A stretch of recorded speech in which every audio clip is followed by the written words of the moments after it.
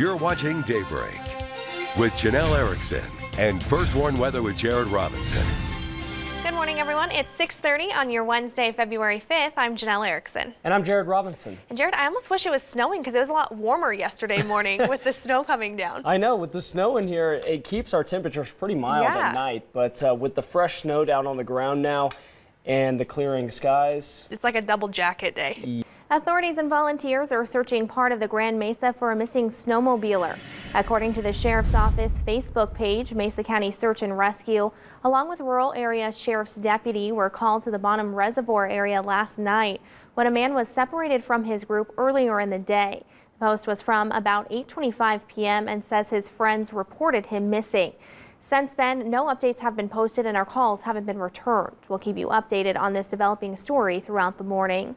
The defense and prosecution finished their closing arguments in the Heather Jensen trial yesterday, and her fate is now in the hands of the jury, who will begin deliberating this morning.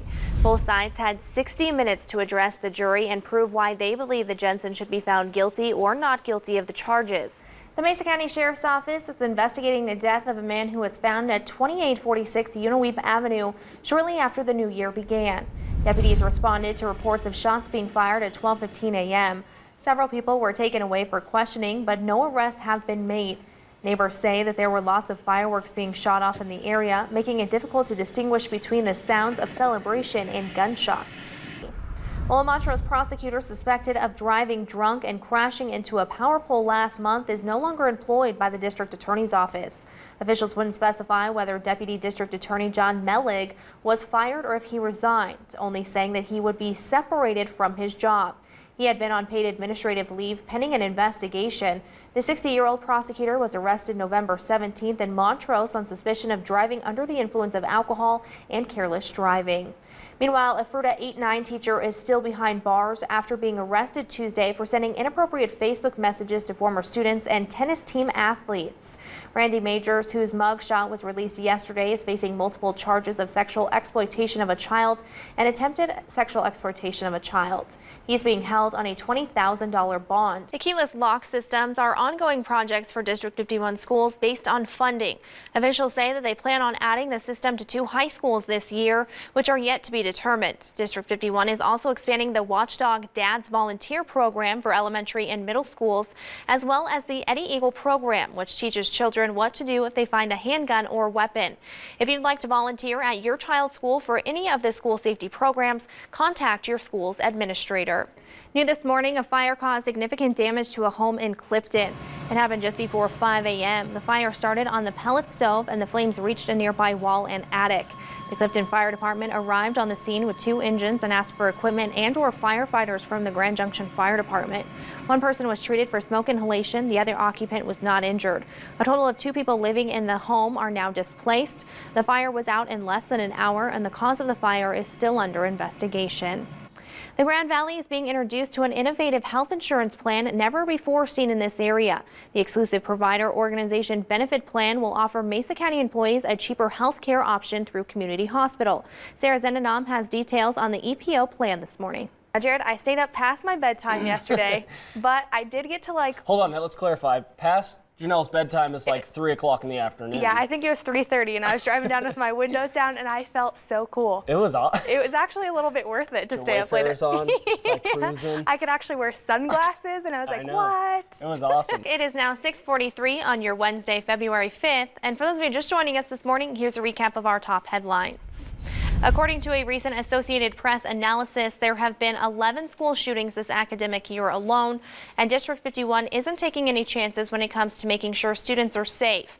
Officials say that they've done a lot of training in order to teach staff what to do in an event of an active shooter. They've even hired a security coordinator to help with training and drills. Western Slope miners impacted by the closure of the Elk Creek mine in Somerset could be getting some federal assistance. U.S. Senator Mark Udall is asking for funding from the U.S. Department of Commerce to help the 250-some miners out of work since a fire in the mine in early December. The government has not yet responded to the request to help those formerly employed by Oxbow Mining.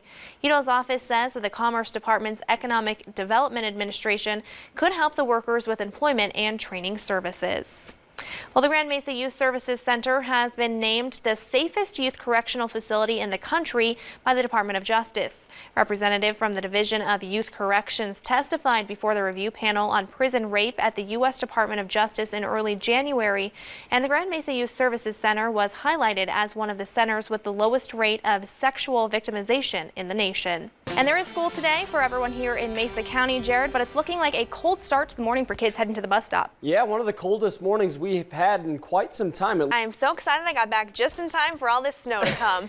Yeah, it's a good thing that you kind of came back when you did, because if you left... Otherwise I get like stuck in the mountains somewhere. Maybe not a bad thing, though. A couple more days off. I know. Staying Sorry. in the mountains. Of course, starting you off this 5 o'clock early a.m. hour with a look at the forecast with Jared. Yes, and we're already starting to see some snow and rain move into the area. Finally getting a forecast that's verifying. So this is... Yes, this is a win for Round me. of applause. Yes, this is a win. There have been 3 officer-involved shootings this past year, a large number for our relatively rural community. The first incident in Fruita when a man pointed a handgun at 3 officers. The next in July when a Lakewood suspect came out of his vehicle then rolled at the state line, pointing what was believed to be a gun at authorities. And finally this past weekend, an hour-long standoff involving a gun and deputies turned deadly. The local retired police chief believes the crime does come in waves.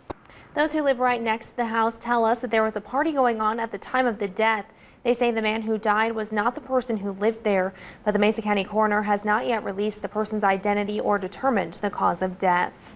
Well, even though it is legal to buy and have up to an ounce for personal use, Colorado residents can only smoke marijuana in private. That's a reminder that Powderhorn Mountain Resort is giving its visitors. Resort officials say that their rules about smoking pot on their property isn't changing with the new year, and they warn anyone who considers smoking marijuana on their property to think again.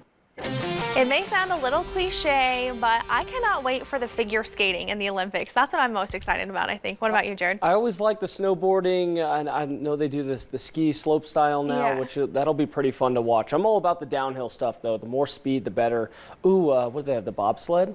Oh, yeah, I forgot about that. It always reminds me of the movie Cool Runnings. Yeah, have you seen that? I love that. Of course, it's a great movie. With all the fresh snow, it feels like they could just have the Winter Olympics here in Colorado. Well, thanks for watching Daybreak this morning. Have a great day, and we'll see you tomorrow from 5 to 7 a.m.